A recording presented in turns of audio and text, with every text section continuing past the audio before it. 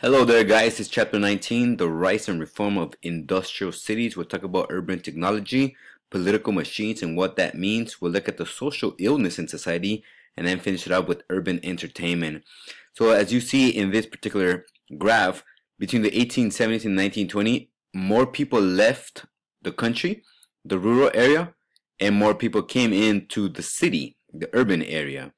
So people left the farm for factory work and for economic opportunity, and we're going to see that time and time again. That was one of the causes that people moved to the cities. There were other ones like new technology. In the cities, you had the opportunity for portable water, such as a flashing toilet and opening the faucet to wash your hands. In the farm, not so much. So the opportunity to be able to have access to some of these new technology also attracted people to the city. We have also the rise of skyscrapers. So this is more of a modern picture here, but it kind of gives us an idea of the steel skeleton that was being used back in the 1880s, early 1900s. These steel structures were 10 to 20 stories high at first. Later, skyscrapers were over 50 floors high. Now, obviously, the skyscraper wouldn't be possible if it wasn't for the elevators. People do not want to walk 10 to 20 stories to their apartment. So elevators made it easier for tenants to access the floor that they lived in without going up a certain amount of stairs. So this was provided in part by electricity as well. And electricity becomes a major player why people move to the cities. Cable cars appeared in the 1870s and soon became the primary method of transportation. They operated using electricity. You see the cable car had a cable attached to there, and that run the cable. The cable car also accelerated segregation as the wealthy seek refuge from the city's population and crime and lived in the outskirts of town. The caption here tells us that for the middle class, commuting to work from the suburbs became part of the daily routine. Cable cars made it possible for people to commute to and from work. Now, accidents and congestions forced engineers to build cable cars at elevated heights or underground, and that's how we also get the subways. Again, none of this would be possible without electricity. The role of electricity changes Americans' landscape. Electricity and the light bulb lit the nights, streets, and public spaces, increasing security in the city streets. Electricity also eliminated businesses who reached large profits because now businesses could operate nearly 12 hours per day.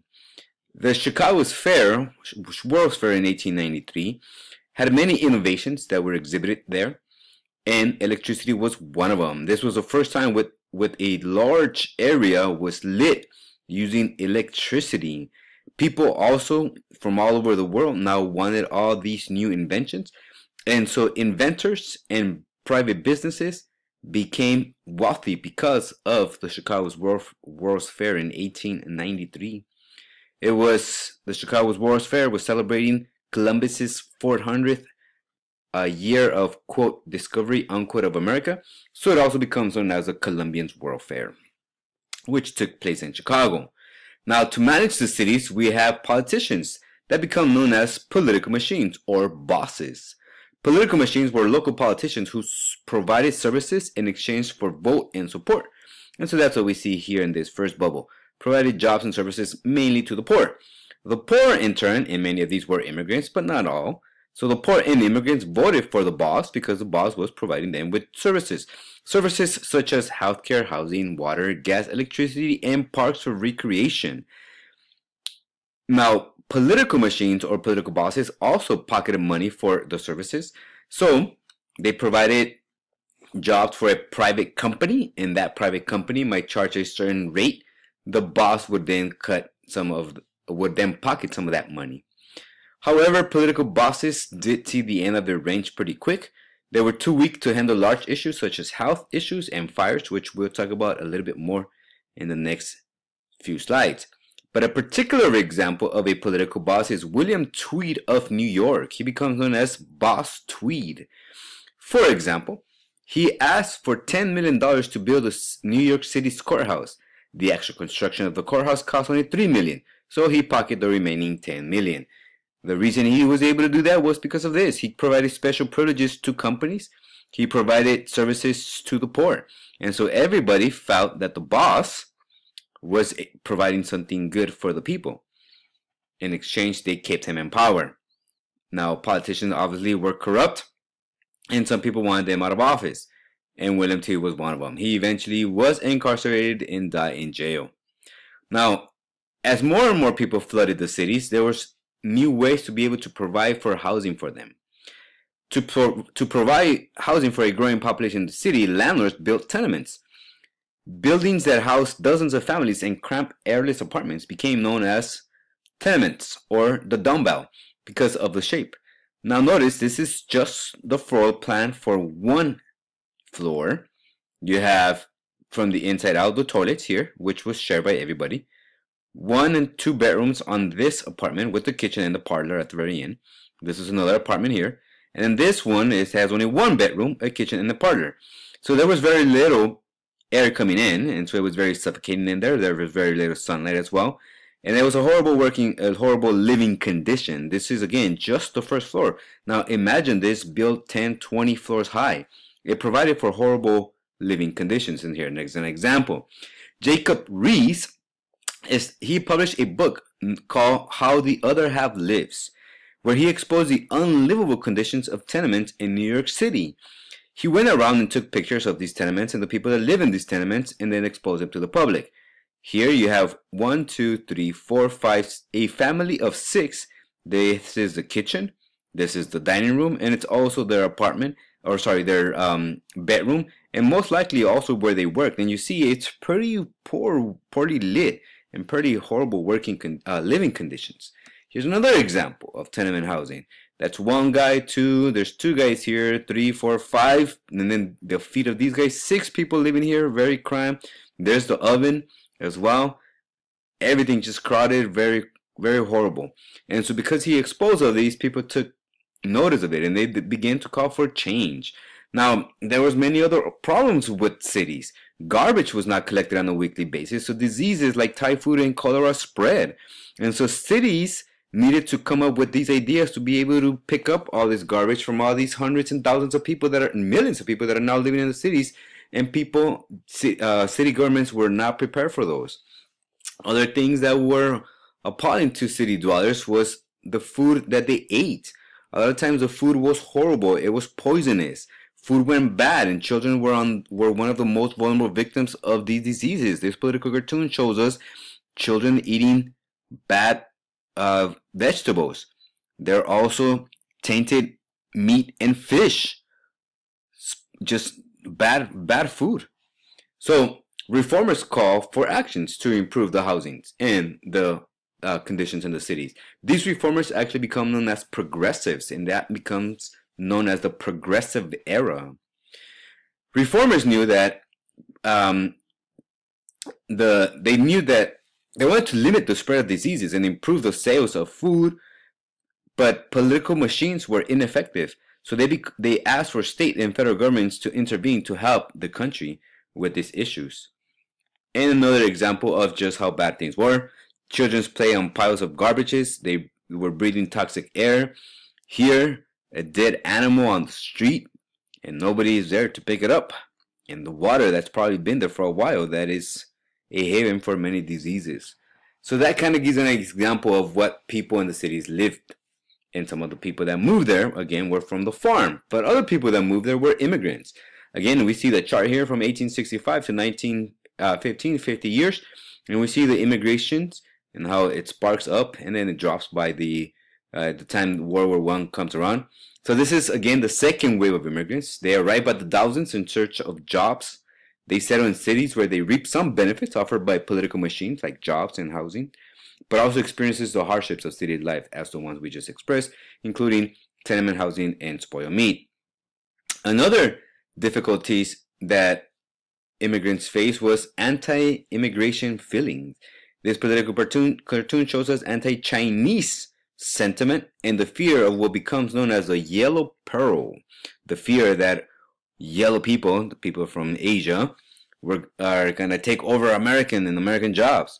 So that led to riots and mass killings, as already explained in the 1877 killing in LA. Here's another example of racial riots. So African Americans who left the South in search of jobs, housing, and opportunities were also discriminated in the North. This is a representation of race riots between whites and blacks in 1906 in Atlanta, Georgia, which is the South, but it helps us understand the effect of interracial mixing in cities. This is an example of it, but other riots where it took place in New York, Illinois, and Indiana. All three states were northern states. African Americans at times were discriminated more than immigrants were, as they were excluded from jobs, housing, and schools. African American men, for the most part, found jobs as porters. African American women found jobs being laundries and being domestic servants as well. And obviously, this did not come very easy, as we could see some of the killing and the discrimination. So because of this, ethnic neighborhoods appear. Ethnic neighborhoods helped immigrants with jobs, housing, and social life. And they sprang by both discrimination and a desire to stick together with people amongst the same culture.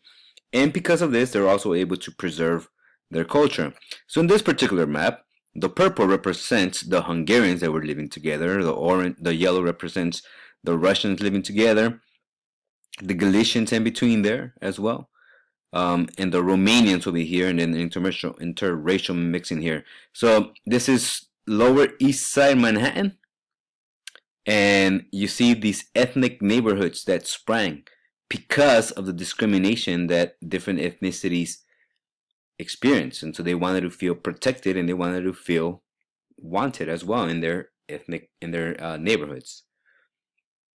Another bad thing that was happening in the cities was the consumption of food.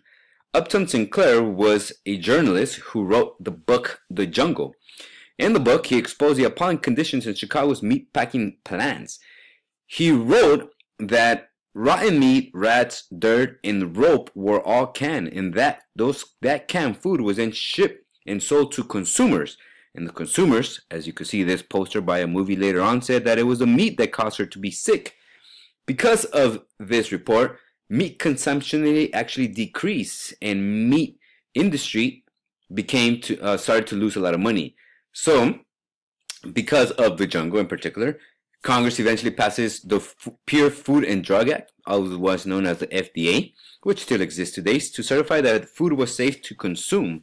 The FDA would go around to these major companies, and they made sure that people, the producers, were practicing proper hygiene and canning the food properly so that people would not get sick and face these horrible diseases. So that's one example, Upton Sinclair's The Jungle and the meat factories. We also have Jewish working women. Female reformers fought for better wages and better working conditions. The Women's Trade Union League trained women to organize unions among garment workers. An example, in 1910, young garment women working for the Triangle Shirtwaist Company actually walked out of their jobs demanding better working conditions. Unfortunately for them, the owners broke the strike and forced them to work without any benefits. So most of these working women were Jewish females. Average age was about 19.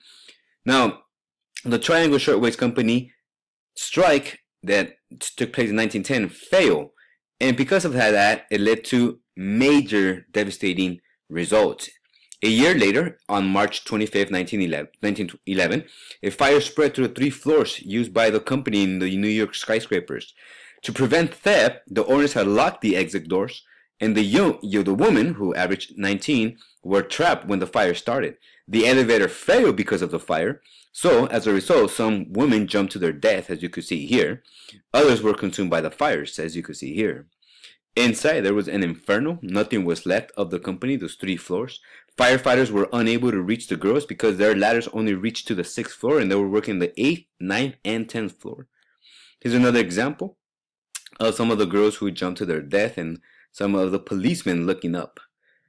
Unfortunately, about over 140 died because of the result of the fire. After the fire, New York legislators did lead the way to improve working conditions, increase wages, and identify fire hazards in these industries. Laws were passed protecting women and children to help or to prevent another disaster like this. But unfortunately, it did cause over 140 young females to lose their lives.